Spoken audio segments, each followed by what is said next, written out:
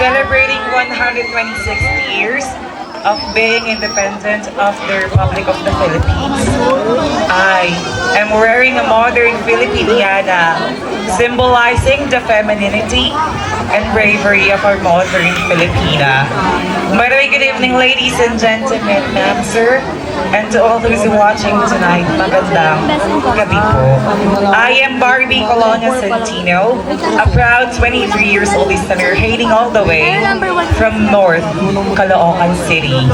I am a proud graduate of bachelor's degree in secondary education, major in English, at the Besning College of the Philippines, and I am proud cum laude. I am your Season 1 Miss Q&A Daily Contender and your Queen of Queens North Caloocan City title holder. But tonight, since this is a pageant, ma'am, sir, let me just carry the image of your one and only controversial actress who captures the heart of Mr. Derek Ramsey. I am your Andrea Torres. Andrea Torres saying that the best way to be accepted is just to be yourself. Good evening and enjoy the show.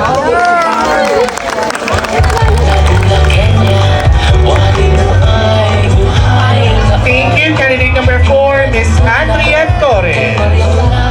Now let's go on candidate number 5. Ganda mo.